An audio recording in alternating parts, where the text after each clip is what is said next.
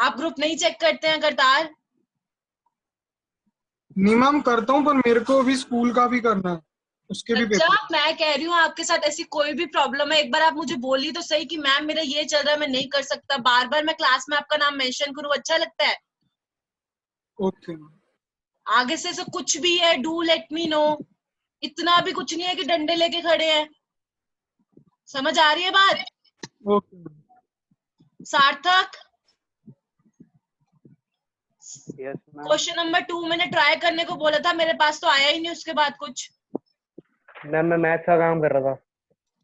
अच्छा, मैथ सिर्फ मैथ्स पढ़ लेते हैं, सिर्फ फिजिक्स केमिस्ट्री छोड़ देते हैं। चलो ठीक है, यहाँ से मैम रिमूव कर देती हूँ। काम स्कूल वाले भी दे रहे हैं ना मैम, सबका करना है। बच्चा 10-15 मिनट का होमवर्क है, 1 घंटे का तो है ही नहीं। मतलब सिंपल मैम इतना मैथ्स है अभी तो, ऐसा तो नहीं है कि घंटे घंटे भर का आपको होमवर्क दिया जा रहा है, और 4 दिन से दे रखा है ये तो। उसके बाद भी आप लोगों के एक्सक्यूजेस आ रहे हैं। सार्थक, आपको तो मैं पहले भी वार्निंग दे चुकी हूँ बहुत बार। Pradyuman, where is homework? Ma'am complete नहीं हुआ था इसलिए मैम नहीं भेज पाया। प्रद्युमन, आपको तो पहले भी वार्निंग मिल चुकी है, घर पे एक बार फोन जा चुका है। अच्छा लगेगा मैं दोबारा मदर को कॉल करूं? हम सिर्फ 4 पार्ट्स हो पाए थे इसलिए नहीं भेजा। ना कि ये उतना भेजो, कितनी बार बोल चुकी हूँ। मैम अभी भेजे थे उसके बाद क्लास को। मैं आज लास्ट टाइम बोल रही हूँ सबको, जो भी हो, मैं बिना होमवर्क के किसी को भी क्लास अटेंड करने नहीं दूंगी। मुझे सर तो बोल चुके हैं कि तुम आज ही कर दो रिमूव। मैं नहीं कर रही हूँ आज, छोड़ रही हूँ सबको। कोई बच्चा जेन्युइन रीजन है, शेयर विद मी। आपको इतनी देर रखी है, कभी भी व्हाट्सएप पे कांटेक्ट करिए। इससे ज्यादा लिनियंसी क्या दी जाए आप लोगों को? मैं बार बार बोलूं, लास्ट टाइम मैं आज छोड़ दिया, अगली बार मैं बताऊंगी भी नहीं, मैं रिमूव कर दूंगी सीधा। बैठे रहिएगा फिर।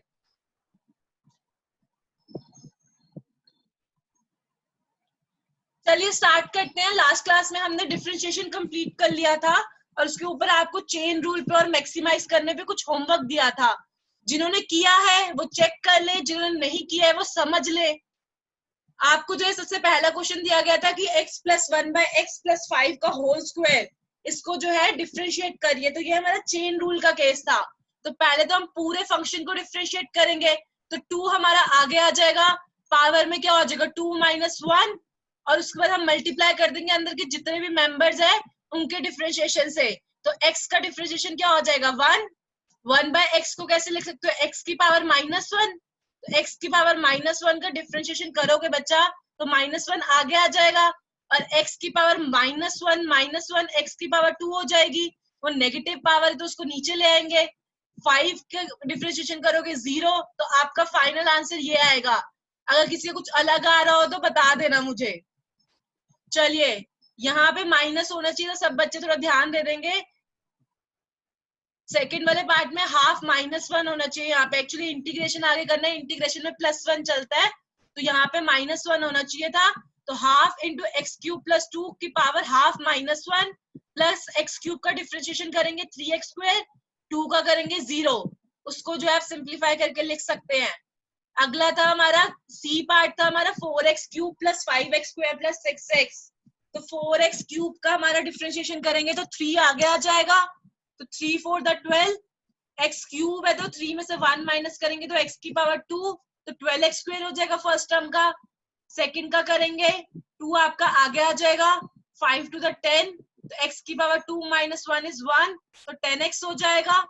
देन 6x का हो जाएगा 6। अगर किसी को यहाँ तक कोई भी दिक्कत आ रही है बताता जाए। अगला था आपका प्रोडक्ट रूल।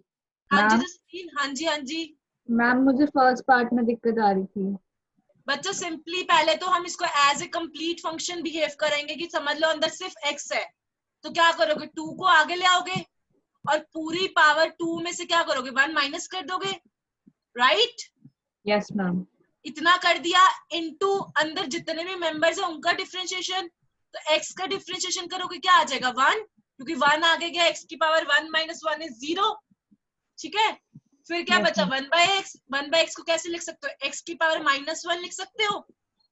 तो -1 क्या होगा आगे चला जाएगा।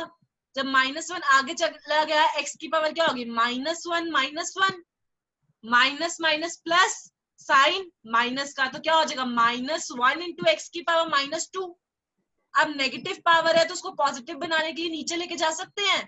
तो यही की है बच्चा बस। अब कोई दिक्कत? No, ma'am. चलिए हम डी पार्ट डिस्कस कर रहे थे, x इंटू साइन एक्स। तो x इंटू साइन एक्स को प्रोडक्ट रूल से करेंगे हम। तो प्रोडक्ट रूल कहता है कि पहले को एज इट इज लिख दो, फिर दूसरे का डिफरेंशिएशन करो, प्लस दूसरे को एज इट इज लिख दो, पहले का डिफरेंशिएशन कर दो। तो हमने पहले x को एज इट इज रख दिया, साइन एक्स का डिफरेंशिएशन किया, प्लस साइन एक्स को एज इट इज रख दिया, x का डिफरेंशिएशन किया। तो साइन एक्स का डिफरेंशिएशन आप पढ़ चुके कॉस एक्स, और x का करोगे तो 1। कोई दिक्कत आ रही है तो पूछते जाओ। अगला है आपको क्वेश्चन रूल पे बेस्ड, डिवीजन में दे रखा है आपको। तो क्वेश्चन रूल था कि सबसे पहले तो डिनोमिनेटर का क्या कर दो, स्क्वायर कर दो। तो हमने क्या कर दिया यहाँ पे, cos x का स्क्वायर कर दिया। फिर क्या करो, डिनोमिनेटर को एज इट इज लिख दो, न्यूमरेटर को डिफरेंशिएट कर दो। तो न्यूमरेटर को डिफरेंशिएट कर दिया हमने माइनस, अब न्यूमरेटर एज इट इज लिख देंगे और क्या कर देंगे, डिनोमिनेटर का डिफरेंशिएशन कर देंगे। तो हमारे साइन एक्स का डिफरेंशिएशन होता है cos x, और cos x का होता है माइनस साइन x। तो इसको सॉल्व करेंगे तो हमारा cos square x plus sine square x आ जाएगा ऊपर, और हमें पता है cos square theta plus sine square theta 1 होता है। अगर इतने पे छोड़ दिया तब भी ठीक है, अगर ऐसे सॉल्व कर दिया तब भी ठीक है। किसी को दिक्कत आ रही है कहीं पे भी तो उसी टाइम पूछ ले। मैम सी पार्ट जो था वो गलत आ रहा था। सी पार्ट में बहुत ही सिंपल है, हमने ईच मेंबर का अलग अलग डिफरेंशिएशन करना है। 4 को एज इट इज रहने दीजिए, 3 आपका आगे आ जाएगा। तो 3 आगे आ गया, x की पावर क्या हो जाएगी, 3 माइनस 1 2, तो आपका क्या हो गया 12x स्क्वायर हो गया। फिर क्या है, 5 को एज इट इज छोड़ दीजिए, 2 आगे आ जाएगा, और x की पावर क्या हो जाएगी 2 माइनस 1 1, तो क्या हो जाएगा 10x हो जाएगा। प्लस x का डिफरेंशिएशन करेंगे क्या 1, तो 6 इंटू 1 क्या हो जाएगा 6। अभी भी दिक्कत है तो दोबारा पूछ लीजिए। मैम मैम ई पार्ट में डाउट है। हाँ जी बच्चा, ई पार्ट में हम क्वेश्चन रूल लगा रहे हैं। क्वेश्चन रूल हमारा कहता था v का स्क्वायर करो, तो हमने v का स्क्वायर किया।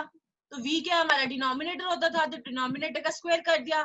फिर हम बोलते थे डिनोमिनेटर को एज इट इज लिख दो, न्यूमरेटर का डिफरेंशिएशन कर दो। तो डिनोमिनेटर कौन था cos x, उसका एज इट इज लिख दिया। क्या करना है, न्यूमरेटर का डिफरेंशिएशन करना है, न्यूमरेटर का डिफरेंशिएशन लिख दिया यहाँ पे। बीच में क्या आता था माइनस, फिर उल्टा होता था, न्यूमरेटर को एज इट इज लिख दीजिए, डिनोमिनेटर का डिफरेंशिएशन कर दीजिए। साइन एक्स का डिफरेंशिएशन पड़ा है cos x, और cos x का पड़ा है माइनस साइन x। तो cos x into cos x is cos square x, और minus sine x into minus sine x is plus sine square x। नीचे cos x का स्क्वायर हो रहा है यानी कि cos स्क्वायर x, और cos square x plus sine square x आपका 1 होता है। अगर ऐसे भी छोड़ दिया तो वो भी करेक्ट है, अगर ऐसे लिख दिया तो वो भी करेक्ट है। अब समझ आया पढ़ने का? मैम आंसर गलत आ रहा था मेरा, क्योंकि आपने पहले cos x करा है फिर sin x का डिफरेंशिएशन करा है। जी जी, जब मैंने करा तो मैंने पहले sin x लिखा है। एक बार हम चेक कर लेते हमारा रूल क्या था। मैंने पहले लिखा तो मेरा sin x into minus sine x आ रहा था। बच्चा हमारा रूल था कि पहले डिनोमिनेटर लिखना है, तो बच्चा मैंने यहाँ पे पहले डिनोमिनेटर ही लिखा है। तो आप थोड़ा ऑर्डर को ध्यान रखिए डिवीजन वाले में। हम मल्टीप्लीकेशन में ऑर्डर चेंज करेंगे कोई फर्क नहीं पड़ेगा आंसर में, क्योंकि प्लस हो रहा है, पर यहाँ पे माइनस हो रहा है तो ऑर्डर मैटर करता है। तो ऑर्डर का ध्यान दीजिए बच्चा। Okay ma'am. चलिए एफ पार्ट पे चलते हैं। एफ पार्ट था ex इंटू एक्स की पावर 7। अगेन हमारा क्या है, प्रोडक्ट रूल है। तो प्रोडक्ट रूल क्या कहता है कि एक को एज इट इज रखो, दूसरे का डिफरेंशिएशन प्लस रिवर्स कर दो। तो पहले ex को पहले लिख दिया हमने, फिर x की पावर 7 का डिफरेंशिएशन किया है, फिर हमने x की पावर 7 को एज इट इज लिख दिया, फिर ex का डिफरेंशिएशन किया है।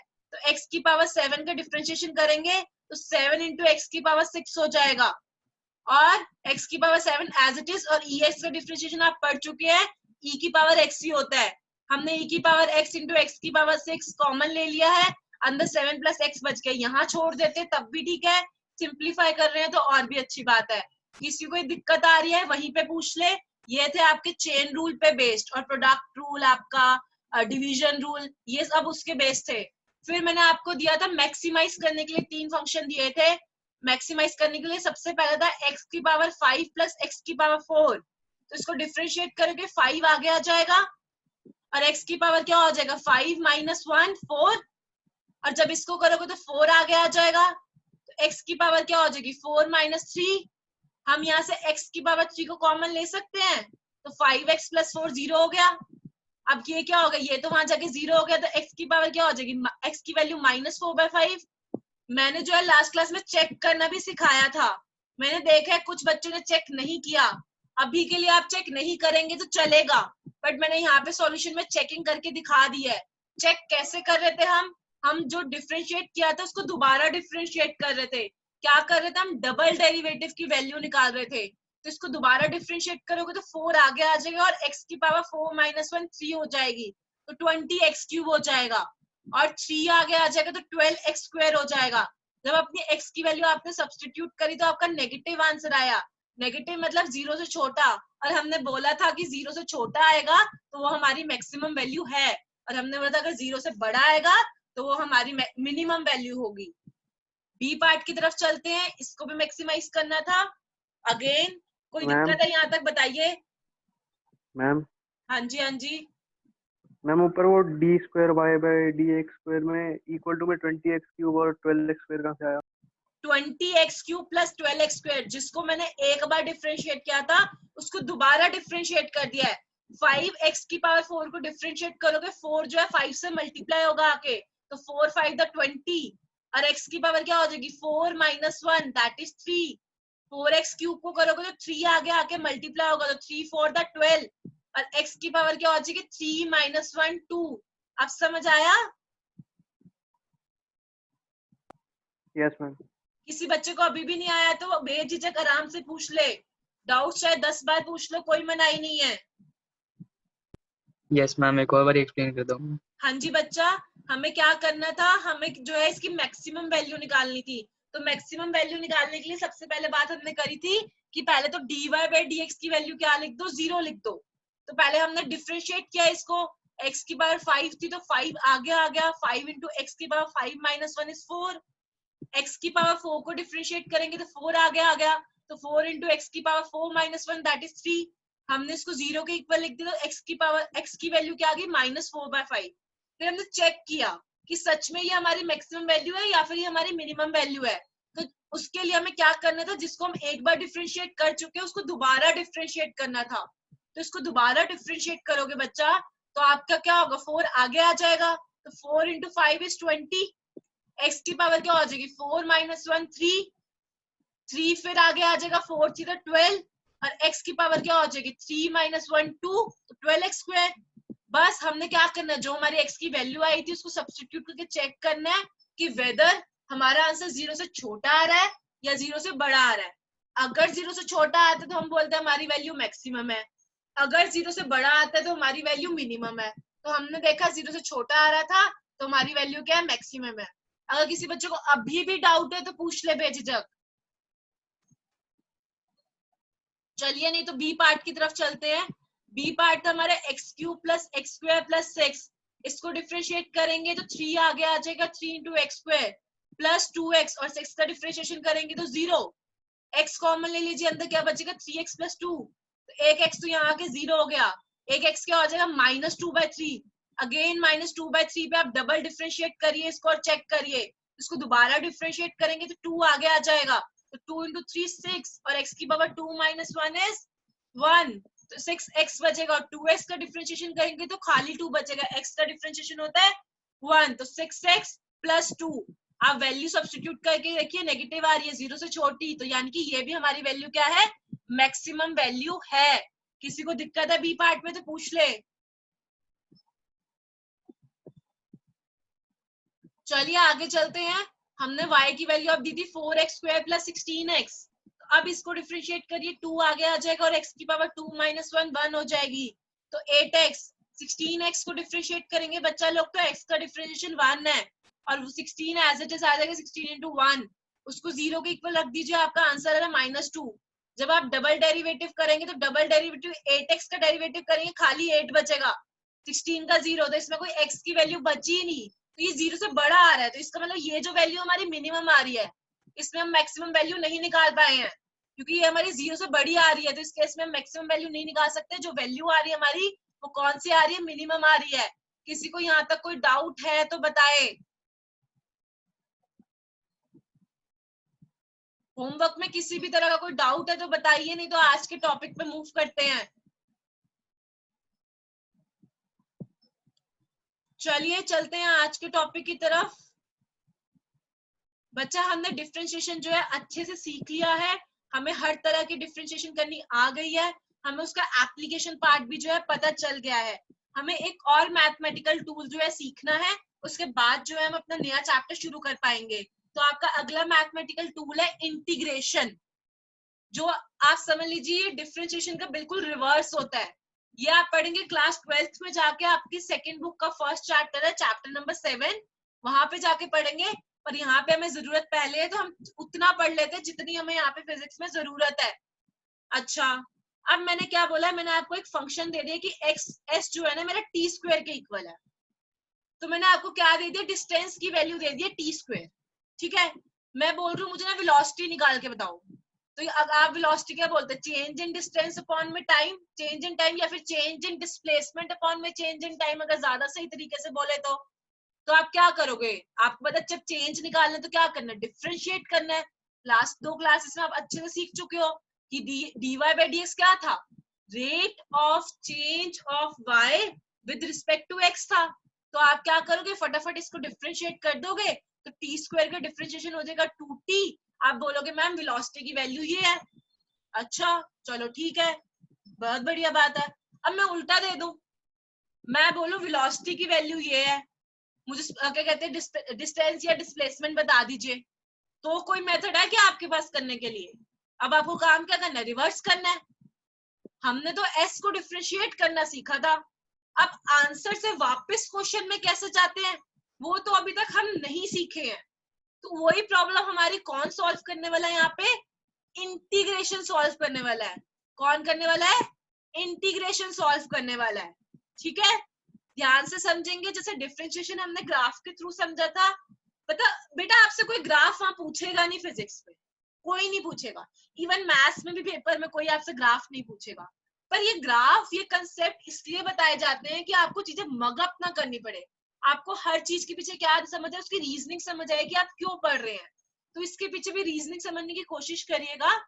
हम क्या कर रहे हैं, अगेन हमने एक्स वर्सेस वाई ग्राफ ले लिया जैसे हमने डिफरेंशिएशन में लिया था, और उसमें एक स्ट्रेट लाइन बना दी है।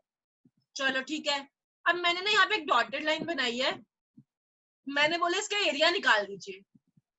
आप लोग पढ़ चुके हैं एरिया का फॉर्मूला, 7th क्लास से पढ़ाना शुरू कर देते हैं हम लोग, half into base into height. आपको अगर मैं ये कोऑर्डिनेट्स की वैल्यू दे दूं तो आप सिंपली जो है एक्स और वाई की वैल्यू पुट करके हाफ से मल्टीप्लाई करके मुझे एरिया बता देंगे। आपको स्ट्रेट लाइन के केस में तो एरिया निकालने में कोई दिक्कत ही नहीं आएगी, है ना। जैसे हमें डिफरेंशिएशन में स्ट्रेट लाइन के केस में tan थीटा निकालने में कोई दिक्कत नहीं आ रही थी, हमारा स्लोप क्या था, बहुत ही आराम से आ रहा था। हम y2 माइनस y1 को x2 माइनस x1 से डिवाइड कर रहे थे, p upon b, simple formula use कर रहे थे। तो स्ट्रेट लाइन में तो हमारा कोई पंगा ही नहीं था। हमें पंगा कहाँ पड़ता जाके, हमें प्रॉब्लम कहाँ आती है जाके, कर्व्ड लाइन में। तो हमारे पास कर्व्ड लाइन है। अब इसके लिए क्या करें, मैं कह रही हूँ अब मैंने यहाँ पे डॉटेड लाइन बनाई है और मैंने इस पॉइंट को बोल दिया x1। मैं बोल रही हूँ अब जो है मुझे जो है इसका एरिया निकाल के बताइए। क्या किसी बच्चे के पास तरीका है इसका एरिया निकालने का? किसी के पास अगर है, कुछ माइंड में आ रहा है तो शेयर कर सकता है।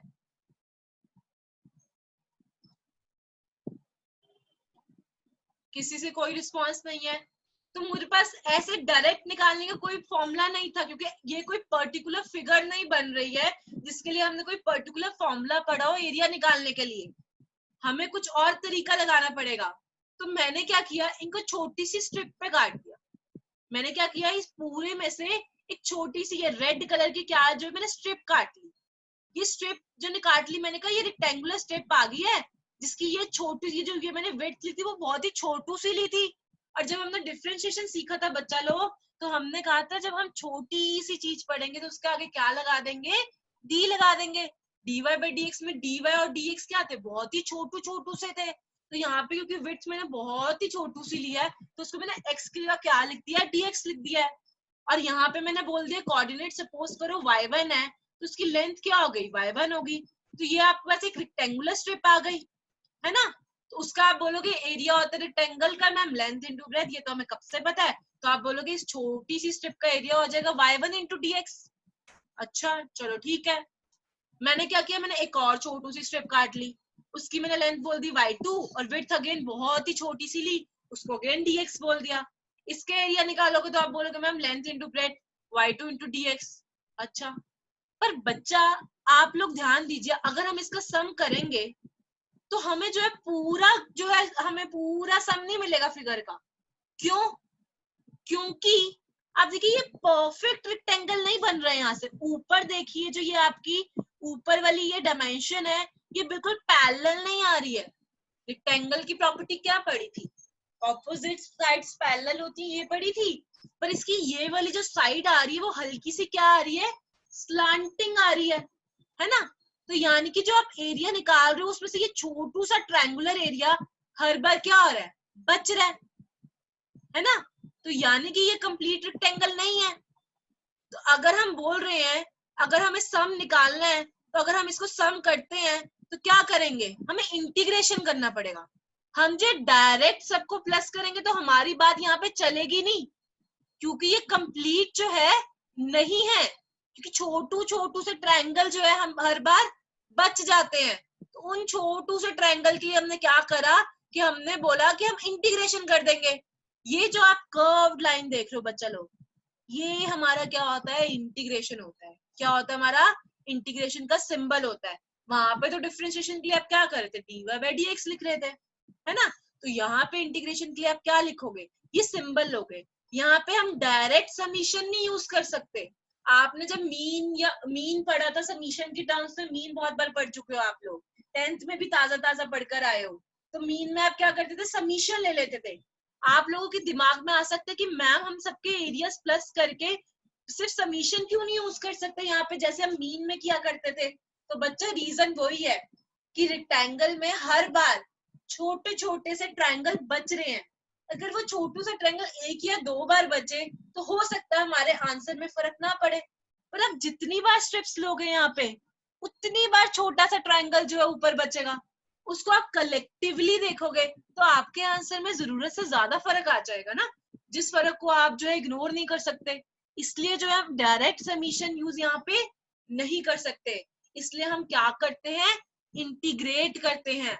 अगर किसी बात में कोई प्रॉब्लम है यहाँ तक तो पूछ लीजिए।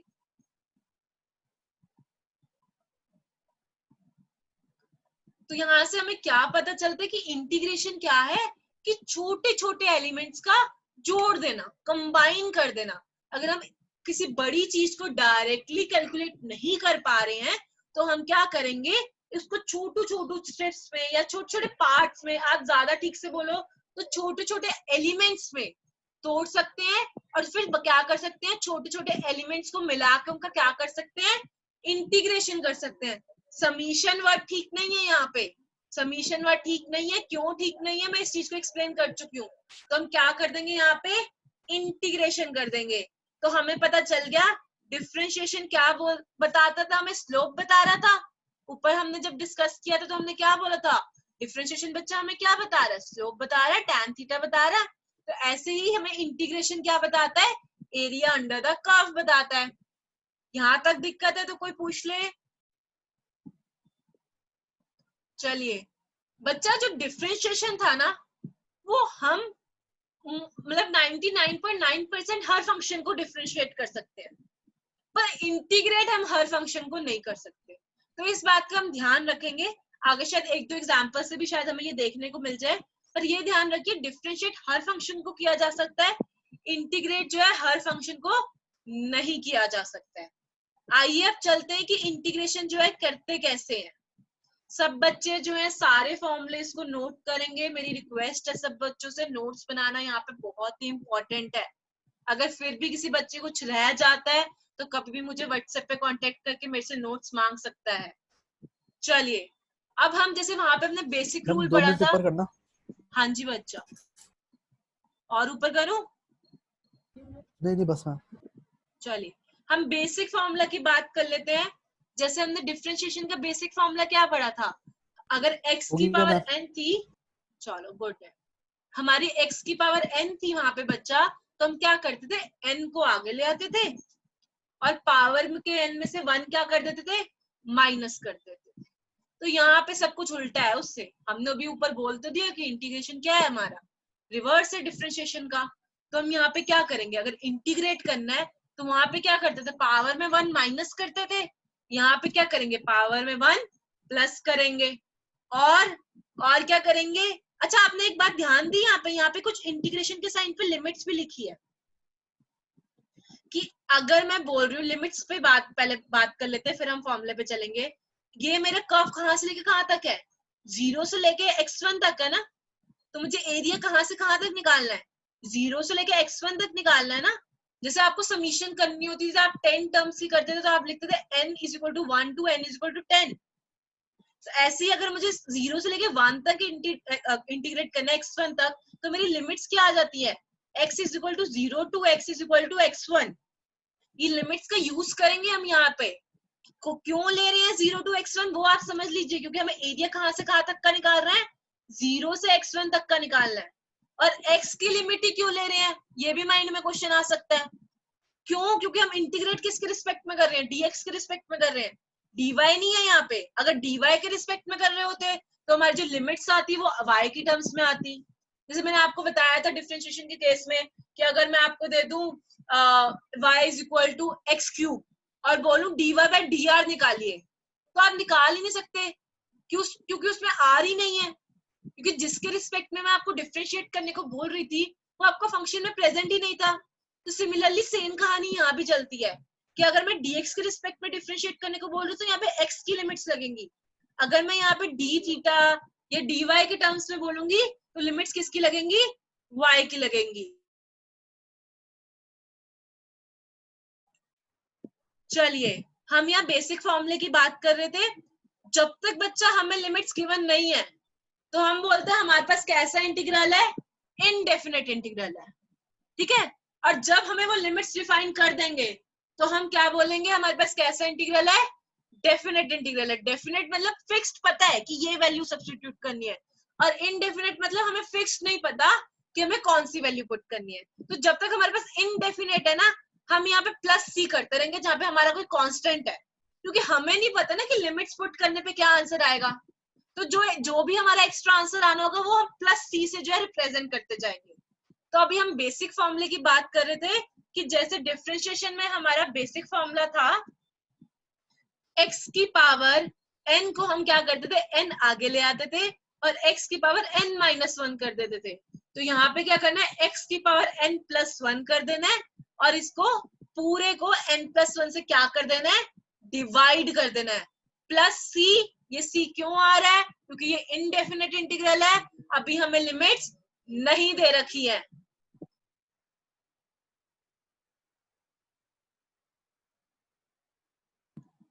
चलिए एक एग्जांपल की हेल्प से समझते हैं। मैंने आपको बोला x dx को इंटीग्रेट करिए, तो बच्चे देखो x है यहाँ पे, तभी हम x की रिस्पेक्ट में इंटीग्रेट कर सकते हैं ना।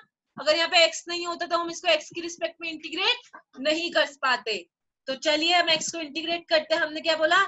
पावर में 1 ऐड कर दीजिए। अभी x की पावर क्या है? 1 है, तो 1 में 1 ऐड कर दीजिए, क्या हो जाएगा? x²। और क्या करना है? n+1 से डिवाइड कर देना है, तो यानी कि 1+1 से डिवाइड कर देंगे, +c जो हमारा एक कांस्टेंट चल रहा है, तो हमारा फाइनल आंसर क्या आ जाएगा? x²/2 + c। एक और एग्जांपल से समझते हैं। हमने आपको दे दिया x² dx, तो अब बोल रहे हैं इसको इंटीग्रेट करिए x के रिस्पेक्ट में, तो क्या था? n+1 पावर में, तो x की पावर क्या हो जाएगी? 2+1 दैट इज 3। और नीचे से क्या करना था? n+1 से डिवाइड करना था, तो हम क्या करेंगे? 2+1 से डिवाइड कर देंगे, दैट इज 3। तो आपका फाइनल आंसर क्या आ जाएगा? x³ + 3 + c। c कोई कांस्टेंट है।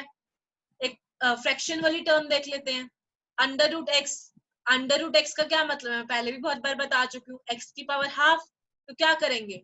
+1 करना है तो ½ + 1, अपॉन में n+1 करना है तो ½ + 1, तो सॉल्व कर लेंगे। ½ + 1 होता 3/2, तो 3 इधर रह जाएगा, 2 रेसिप्रोकल होके ऊपर आ जाएगा, और पावर में भी क्या आ जाएगा? 3/2 + एनी कांस्टेंट।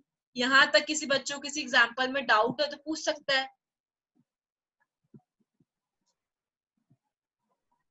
चलिए बहुत अच्छी बात है। अच्छा अगर मैं यहाँ पे n की पावर -1 दे दूं, फिर -1 के लिए करोगे, अगर मैं दे दूं x की पावर -1, तो उसका इंटीग्रेशन करोगे तो क्या हो जाएगा? x की पावर -+1 अपॉन -+1, यानी कि डिनोमिनेटर में क्या आ जाएगा? 0, and something upon 0 is not defined. हम बचपन से ही पढ़ के आ रहे हैं कि डिनोमिनेटर में अगर 0 होता है तो उस चीज को तो हम डिफाइन ही नहीं करते, वो हमारी वैलिड ही नहीं होती। तो यानी कि हम x की पावर -1 को तो इंटीग्रेट कर ही नहीं सकते। इसीलिए मैंने यहाँ पे आपको बोला था कि इंटीग्रेट जो है कुछ ही फंक्शन होते हैं, सारे के सारे फंक्शन जो है इंटीग्रेट नहीं हो सकते हैं। तो हमें एक रीजन पता चल के क्यों नहीं हो सकते, क्योंकि हम डिनोमिनेटर में 0 को जो है एक्सेप्ट नहीं करते हैं। अगर किसी को इस बात में कोई दिक्कत है तो पूछ ले।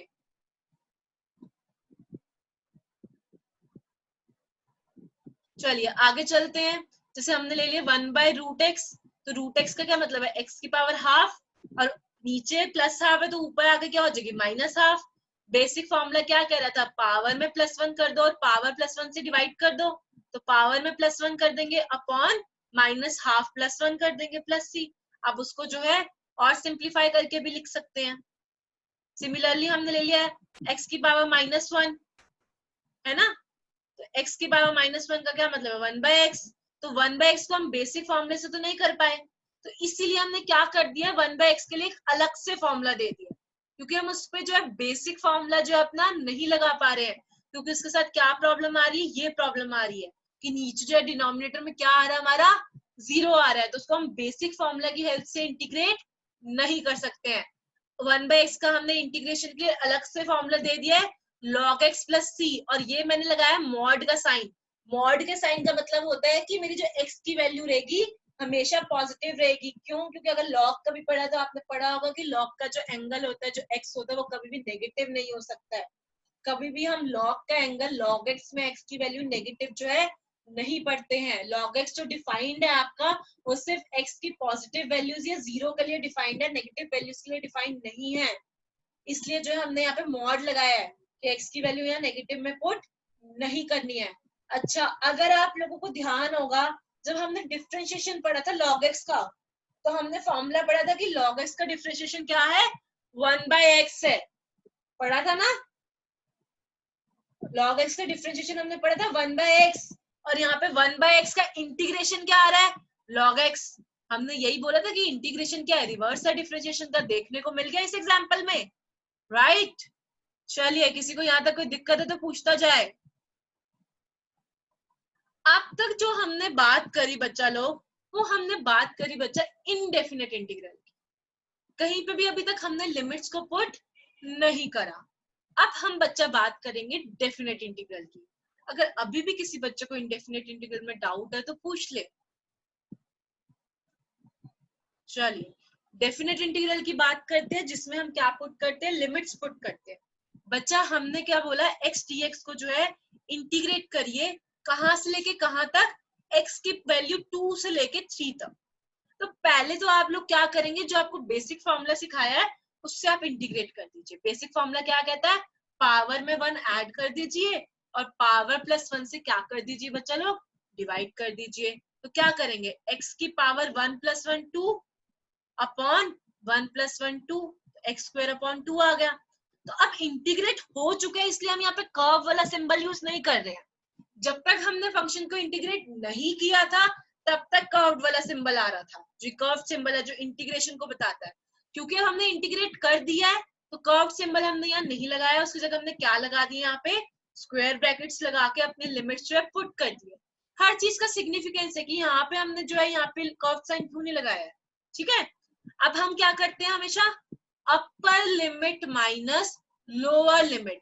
जो ऊपर प्रेजेंट होती है बच्चा वो होती है आपकी अपर लिमिट, जो नीचे प्रेजेंट होती है बच्चा लोग वो होती है आपकी लोअर लिमिट। तो सबसे पहले आप क्या सब्स्टिट्यूट करते हैं, अपर लिमिट। तो यहाँ पे x का क्या पुट करेंगे 3, तो 3²/2। फिर हम माइनस कर देते हैं लोअर लिमिट। तो लोअर लिमिट क्या थी 2, तो 2 यहाँ पे सब्स्टिट्यूट करेंगे 2²/2। सॉल्व करेंगे 3 3 द 9, 9/2, 2 2 द 4, -4/2। आंसर क्या आ जाएगा 5/2। एक और एग्जांपल से समझ लेते हैं। अब मैंने बोला x² dx को इंटीग्रेट करिए, यानी कि x² को dx के रिस्पेक्ट में इंटीग्रेट करिए, कहां से कहां तक, 0 से लेके बच्चा 3 तक। हमने बोला पहले तो हम बेसिक फॉर्मूले से इंटीग्रेट कर देंगे। बेसिक फॉर्मूला क्या कहता था बच्चा, कि पावर में क्या कर दो 1 ऐड कर दो और पावर +1 से क्या कर दो, डिवाइड कर दो। तो क्या करोगे, x² + 1 x³ upon 2 + 1, that is 2 + 1 3। अब क्या करना है, लिमिट्स पुट करनी है 0 to 3। अपर लिमिट क्या आती 3, तो x की जगह क्या पुट कर दिया 3, तो 3 का क्यूब -3। नीचे लोअर लिमिट क्या थी 0, तो माइनस लोअर लिमिट, तो 0 क्यूब अपॉन 3। सॉल्व कर लेंगे। हाँ जी, पढ़ने का कोई डाउट आ रहा है बच्चा? मैम जो 5/2 है वो क्या है हमारा, जो ये टोटल वैल्यू आती इंटीग्रेट है ऐड करने पे करके हमारा या जो हमारा फाइनल वैल्यू आई है। अच्छा आज सपोज हमें एरिया निकालने को दिया होगा, तो ये हमारा फाइनल एरिया आया है। या फिर किसी फिगर, इंटीग्रेशन के एप्लीकेशन अभी देखोगे आप आगे चल के, मतलब किसी भी चीज का समीशन आया है। ठीक है, ओके मैम। चलिए, किसी और बच्चे को यहाँ तक कोई डाउट है तो पूछ ले। चलिए, एक और एग्जांपल देख लेते हैं, 1/x dx। अब 1/x का आपने इंटीग्रेशन क्या पढ़ा, log mod x। तो हम यहाँ लिखेंगे log mod x। ठीक है, लिमिट कहाँ से थी 2 to 5 तक। तो हम क्या करते हैं बच्चों लोग, upper limit minus lower limit. तो अपर लिमिट आपकी क्या आती 5, तो log 5 minus lower limit that is log 2। यहाँ तक कोई दिक्कत डेफिनेट इंटीग्रल में या इनडेफिनेट इंटीग्रल में कोई दिक्कत आ रही हो तो पूछ लो। चलो बच्चा, आगे बात करते हैं ex dx की। जैसे ex का हम डिफरेंशिएशन करते थे वो ex ही होता था, तो इंटीग्रेशन भी क्या ही होगा, ex ही होगा। हाँ, जब तक वो इनडेफिनेट है साथ में कांस्टेंट चलेगा, क्योंकि लिमिट अभी हमें नहीं दी है। ठीक है, तो जैसे ex का डिफरेंशिएशन हमारा ex होता था, इंटीग्रेशन भी क्या होगा, e की पावर x होगा। चलिए, अब जो मैं कह रही हूँ खाली dx को इंटीग्रेट करिए, मैंने कुछ दिया ही नहीं, खाली dx को इंटीग्रेट करिए। तो dx की जगह कुछ नहीं है तो 1 है, dx लिखा है यहाँ पे, थोड़ा ब्लड विजन आ रहा होगा ये। dx के साथ क्या है, कुछ नहीं है, तो हम बोल सकते हैं 1 है। और किस 1 को हम x की पावर 0 लिख सकते हैं, क्योंकि हमें पता है something to the power 0 is 1। तो मैंने क्या किया है, x की पावर 0 लिख दिया। तो अब बेसिक इंटीग्रेशन का फॉर्मूला लगाएंगे तो क्या होगा, पावर +1 अपॉन में पावर +1। तो क्या करेंगे, x की पावर 0 + 1 अपॉन 0 + 1 + c। तो x की पावर 0 + 1 क्या हो जाएगा, x की power 1 that is x only. यानी खाली dx को जब इंटीग्रेट करते हैं तो हमारे पास क्या आता है, x आता है। जैसे आप खाली x को डिफरेंशिएट कर रहे थे तो 1 आ रहा था। अब देखो 1 को इंटीग्रेट कर रहे तो क्या आ रहा है, x आ रहा है। उल्टा चल रहा है ना सब कुछ। खाली x को आप डिफरेंशिएट करते थे आंसर 1 आता था, 1 को इंटीग्रेट कर रहे हैं तो आंसर क्या आ रहा है, x आ रहा है। किसी को दिक्कत है अगर इस बात में तो बता दे। चलिए ये सेकंड। बस समझा देना। हाँ जी बच्चा, मैंने कहा खाली dx को इंटीग्रेट करो, तो मैंने कहा मुझे x की टर्म तो यहाँ कोई नजर ही नहीं आ रही, तो कुछ नहीं मल्टीप्लाई हो रहा, 1 तो मल्टीप्लाई हो रहा है यहाँ पे। 1 में कैसे लिख सकती हूँ, x की पावर 0 लिख सकती हूँ, क्योंकि something to the power 0 is what 1। Therefore I wrote x की power 0 in the place of 1। बच्चा नीचे 0 + 1 आ रहा है सक्षम, हम क्या करते हैं, x की पावर n + 1 अपॉन n + 1। तो x की पावर 0 + 1 अपॉन 0 + 1। तो 1 में आप 0 ऐड करते हो तो बच्चा 1 बचता है, 0 नहीं बचता। डिनोमिनेटर में 1 आ रहा है आपका, इसलिए आपका आंसर क्या आ जाएगा, x + c। अभी भी किसी बच्चे को दिक्कत आ रही तो दोबारा पूछ ले। चलिए सेकंड देखते हैं, यहाँ पे 2x² को इंटीग्रेट करना है dx के रिस्पेक्ट में।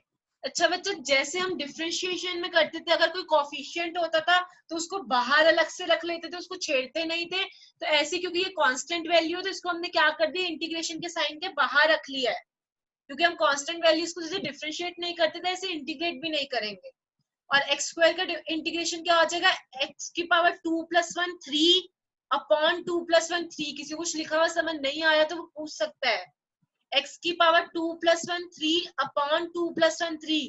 तो 2 हमारा बार बच गया था, तो फाइनल आंसर क्या आ जाएगा, 2x³ अपॉन 3।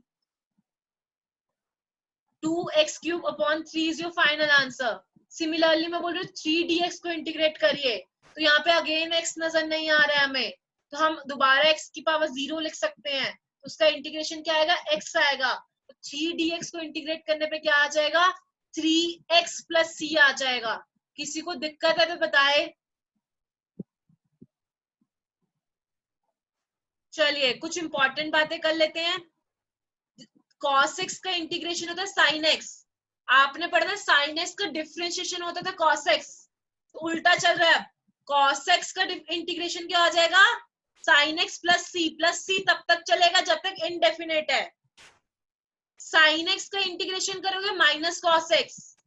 आप जब जो है उल्टा करते थे, cos x का डिफरेंशिएशन करते थे तो माइनस sin x आता था। अब देखो सब कुछ उल्टा हो रहा है, sin x का इंटीग्रेशन कर रहे हो तो क्या आ रहा है, माइनस cos x प्लस सी। और tan x का इंटीग्रेशन करेंगे तो क्या आ जाएगा बच्चा, log sec x प्लस सी। क्योंकि आप यहाँ तक कोई दिक्कत है तो बताइए, इन तीन फॉर्मूलेस में कोई दिक्कत? हाँ जी जसलीन, अभी साइड में क्या लिखा बॉक्स में? यहाँ पे मैंने लिखा है कि हम डिफरेंशिएशन भी पढ़ते थे, जैसे cos x का जो डिफरेंशिएशन है वो माइनस sin x के इक्वल होता है, तो हम इंटीग्रेशन कर रहे हैं तो उसको उल्टा आ रहा है। ये लिखे d by D X cos x is equal to minus sin x। अच्छा, आपने tan x का डिफरेंशिएशन पढ़ा था, क्या आ रहा था, sec स्क्वायर x आ रहा था। मैंने sin cos और tan के डिफरेंशिएशन बता दिए थे आपको। sin का cos x बताया था, cos x का माइनस sin x, और tan x का क्या आया था, sec स्क्वायर x आया था बच्चा। तो अगर मैं बोलूं tan x का डिफरेंशिएशन sec स्क्वायर x है, तो sec स्क्वायर का x का इंटीग्रेशन क्या हो जाएगा, tan x हो जाएगा, क्योंकि हमने क्या पढ़ा है, इंटीग्रेशन क्या रिवर्स ऑफ डिफरेंशिएशन है। तो इसलिए अगर हमें कोई पूछ ले sec स्क्वायर x का इंटीग्रेशन क्या होगा, tan x प्लस सी होगा। अगर किसी को इस बात में कोई दिक्कत है तो पूछ ले, नहीं तो आगे चलते हैं। मैम इसमें c की वैल्यू होगी या फिर नॉन टर्मिनेटिंग वेरिएबल है बस? बच्चा ये कांस्टेंट है, कोई वेरिएबल नहीं है। It is a constant value, it is not a variable. मैं बार बार बोल रही हूँ, सी इज अ कांस्टेंट वैल्यू। बच्चा tan में से sec इस, आपने वहां पे sec x का अपने डिफरेंशिएशन पढ़ा ही नहीं। मैंने आपको sec x का डिफरेंशिएशन बताया ही नहीं था, क्योंकि आपके यूज में नहीं है। कि sec x का अगर आप डिफरेंशिएशन पढ़ेंगे कुछ वो ऐसा होता होगा, तभी जो इंटीग्रेट करने पे log आ रहा है। ये फॉर्मूले जो है डिराइव किए गए हैं बच्चा, जिसके बारे में आप 12th स्टैंडर्ड में चैप्टर नंबर 7 मैथ्स में पढ़ेंगे। पर यहाँ पे हमारा डेरिवेशन का कोई काम नहीं है, इसलिए हम डेरिवेशन वाला पार्ट नहीं कर रहे बच्चा। जितना बेसिक है उतना मैं आपको बता रही हूँ। और कोई डाउट सक्षम? चलिए अब बात कर लेते हैं अलजेब्रा ऑफ इंटीग्रेशन की। जैसे हमने वहां पे एडिशन या सब्ट्रैक्शन की बात करी थी। अगेन मैं आपको दो चीजें दे दूं प्लस करने के लिए, तो आप वहां पे क्या कर रहे थे, सबको अलग अलग डिफरेंशिएट कर रहे थे, है ना। तो यहाँ पे भी क्या करोगे, सबको अलग अलग इंटीग्रेट कर दोगे, राइट। तो एक्स स्क्वायर को अलग से इंटीग्रेट कर दोगे, 1/x को अलग से इंटीग्रेट कर दोगे। एक्स स्क्वायर का क्या हो जाएगा, x की power 2 + 1 upon 2 + 1 that is x cube upon 3, और 1/x का इंटीग्रेशन क्या पड़ा, log x प्लस c, है ना। सिमिलरली एक और एग्जांपल देख लेते हैं, y into D X, ex plus sine X plus root X. हमें y को इंटीग्रेट करना है, जो y दे रखा है ex plus sine X plus root X. तो अगेन क्या करेंगे, सबको अलग अलग इंटीग्रेट कर देंगे। ex का इंटीग्रेशन ex ही होता है, साइन एक्स का भी आपने यहाँ पढ़ लिया क्या होता है, माइनस cos x, तो माइनस cos x लिख दिया। और रूट एक्स का क्या होता है, x की पावर हाफ हो गई, तो x की power half plus 1 upon half plus 1, और साथ में क्या आ जाएगा, प्लस c आ जाएगा। अच्छा, यहाँ पे किसी बच्चे के माइंड में कुछ क्वेश्चन आ रहा है c को लेके कि मैम हम यहाँ अलग अलग इंटीग्रेट कर रहे थे, सबका अलग अलग c आ रहा था, तो यहाँ पे 3 c आने चाहिए, आपने एक ही c लिखा है। किसी के माइंड में ऐसा नहीं आया?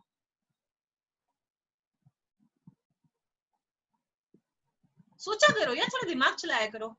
11th के में जितने भी बच्चे देख रहे हो, थोड़े वही देख रहे हो, दिमाग नहीं चला रहे। हाँ, सक्षम के दिमाग में आया है, वेरी गुड। चलो, एक बच्चे के दिमाग में तो आया, थैंक गॉड।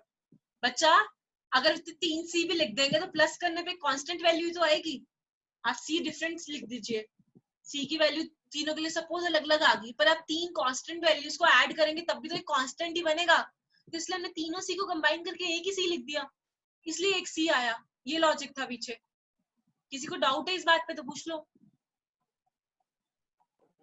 मैम मेरे को सेकंड एग्जांपल समझ में नहीं आया। हाँ जी बच्चा, सेकंड एग्जांपल मैम समझ में नहीं आया। सेकंड एग्जांपल था बच्चा e की power x plus sine x plus root x। इसका क्या करते हैं, इंटीग्रेशन। 3 फंक्शन क्या हो रहे थे, ऐड हो रहे थे। हमने कहा कि अगर एडिशन या सब्ट्रैक्शन हो रही है तो जितनी भी टर्म्स हैं उनको अलग अलग इंटीग्रेट कर लो। तो ex को dx के रिस्पेक्ट में अलग से कर लेंगे, साइन x को dx के रिस्पेक्ट में अलग से कर लेंगे, रूट x को dx के रिस्पेक्ट में अलग से कर लेंगे। तो ex का इंटीग्रेशन हमने पढ़ा ex ही होता है, साइन एक्स का अभी हमने यहाँ पढ़ा क्या होता है माइनस कॉस एक्स, तो माइनस कॉस एक्स आ गया। रूट एक्स का मतलब क्या एक्स की पावर हाफ, तो एक्स की पावर हाफ का इंटीग्रेशन करोगे तो बच्चा एक्स की power half plus 1 upon half plus 1 plus c, सबका एक कांस्टेंट आ गया। अब कोई डाउट जसलीन? No ma'am. चलिए मल्टीप्लिकेशन की बात कर लेते हैं। बच्चा मल्टीप्लिकेशन बहुत ही वास्ट है, कुछ कुछ चीजों की यहाँ बात कर लेते हैं, बाकी जो जहां जैसे यूज होंगे, जोन सी डेरिवेशन में यूज होंगे, बाकी बातें हम वहां कर लेंगे। पहले हम बात कर लेते हैं, जैसे हमारे पास डिफरेंशिएशन में बाय पार्ट्स का रूल था, प्रोडक्ट रूल था, तो ऐसे हमारे पास इंटीग्रेशन में भी एक बाय पार्ट्स का रूल होता है। सपोज मुझे x इंटू साइन एक्स को जो है dx के रिस्पेक्ट में इंटीग्रेट करना है, तो इस फॉर्मूले को हम बोलते हैं इंटीग्रेशन बाय पार्ट्स। यहाँ ये फॉर्मूला सेम यहाँ लिखे तो यहाँ से नोट करिए, ज्यादा बेटर रहेगा। अगर मैं बोल रही हूँ दो के प्रोडक्ट को इंटीग्रेट करिए यानी कि u into V into D X, तो हमारा फॉर्मूला बोलता है कि पहले u को बाहर रख लो, फिर v का इंटीग्रेट कर दो dx के रिस्पेक्ट में, minus integration of bracket u का differentiation into integration of v dx into dx की जो ये वैल्यू आएगी ना, जो du upon dx into integration of v dx आएगा, उसको दोबारा इंटीग्रेट करना dx के रिस्पेक्ट में।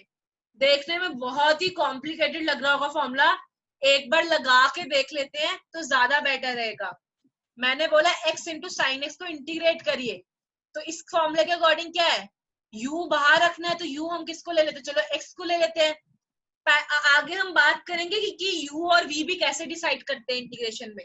डिफरेंशिएशन में तो कोई हमें फर्क नहीं पड़ रहा था ऑर्डर से, क्योंकि सिंपली प्रोडक्ट रूल में प्लस हो रहा था, पर इंटीग्रेशन का रूल थोड़ा फर्क में है, थोड़ा डिफरेंट है, तो यहाँ पे u और v कैसे डिसाइड करते हैं उसकी बात भी हम करेंगे। तो अभी हम इतनी बात कर लेते हैं कि अभी हम u ले रहे हैं x और v ले रहे हैं साइन x, तो इस फॉर्मूले के अकॉर्डिंग u बाहर रख दीजिए, तो मैंने x बाहर रख दिया।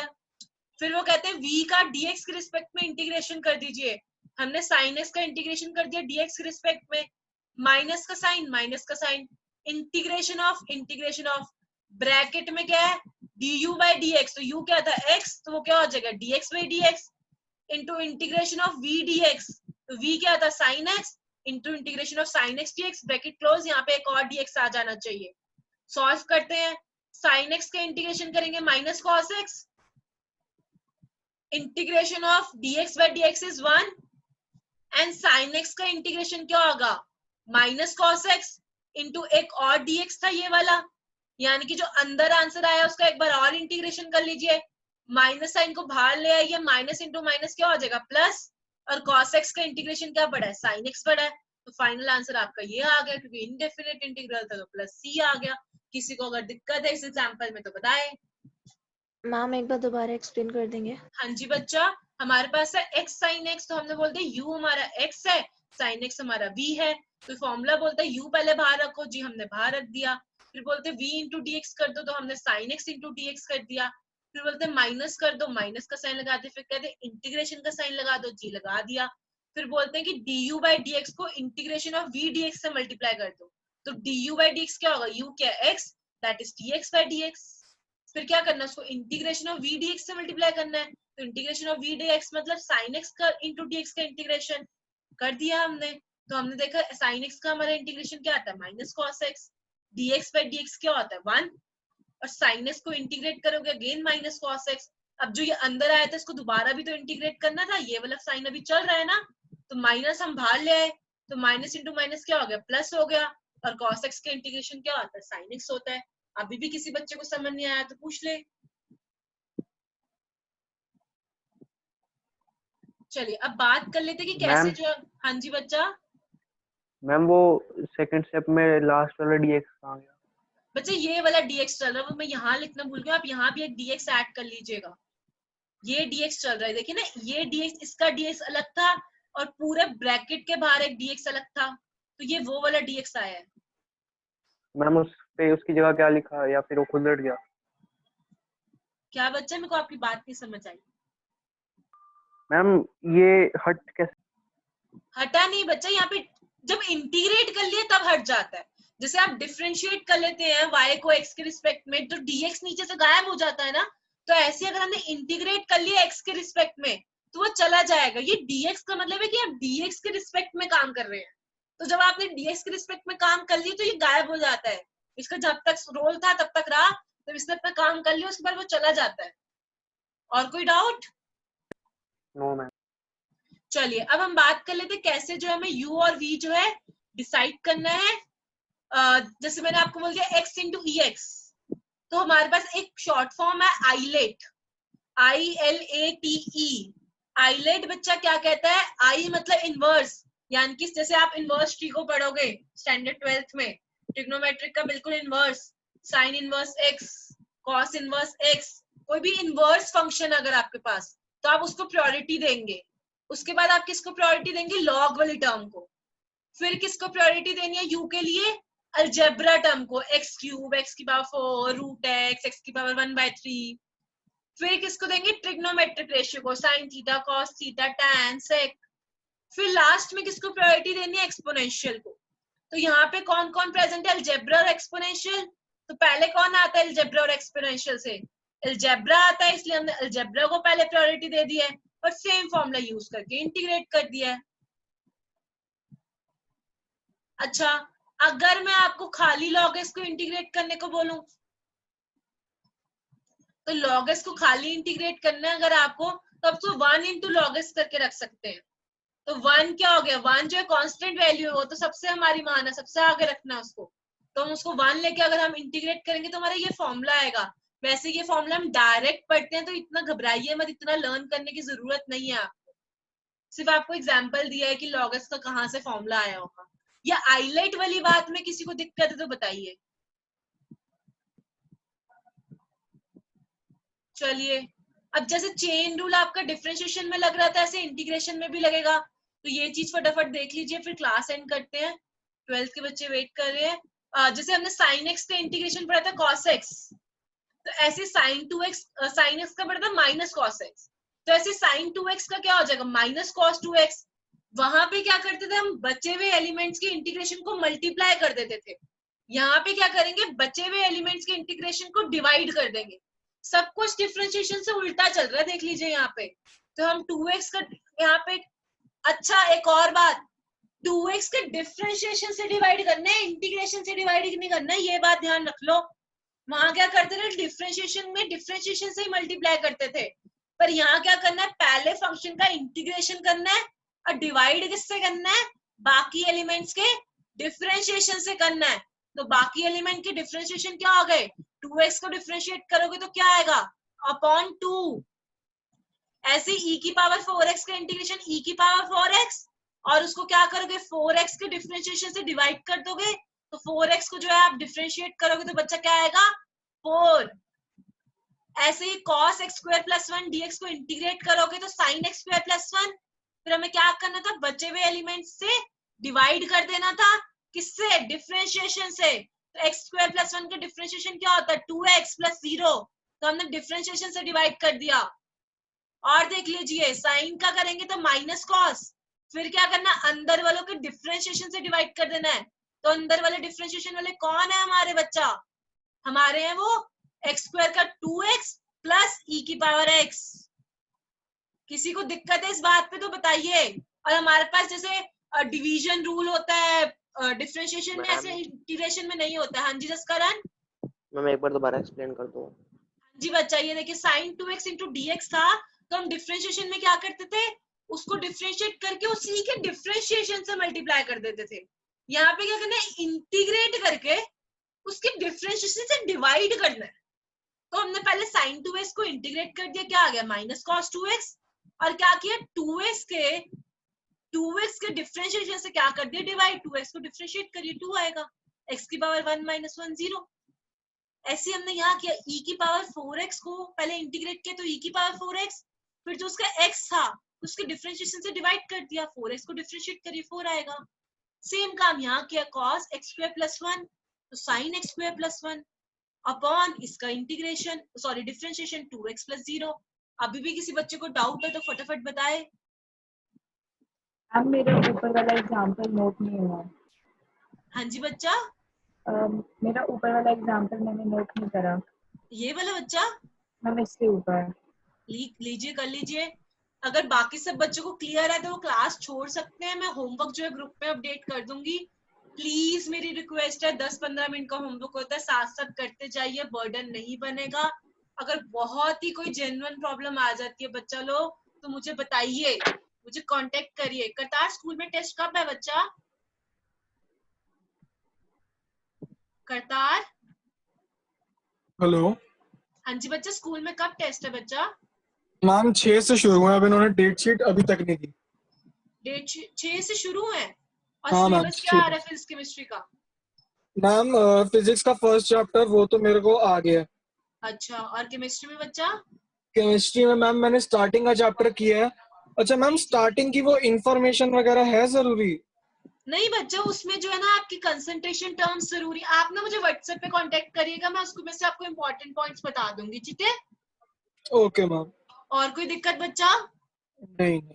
बच्चा कोशिश करिए, 10-15 मिनट निकाल के होमवर्क होता है तो 10 मिनट लगते हैं बच्चा, तो नॉर्मल क्वेश्चन है, प्लीज कर लीजिए। अगर फिर भी कोई दिक्कत आती तो मुझे बता दीजिए, मुझे भी अच्छा नहीं लगता डांटना बार बार, ठीक है? ओके। चलो बाकी बच्चे एंड कर सकते हैं। हाँ जी कवल, मैं आपने ज्वाइन कर लिया बच्चा, मैं रीस्टार्ट कर रही हूँ क्लास को, तो एक बार अभी आप यहीं पे रहिएगा, ठीक है? मैं एक बार रीस्टार्ट कर देती हूँ क्लास को, ठीक है?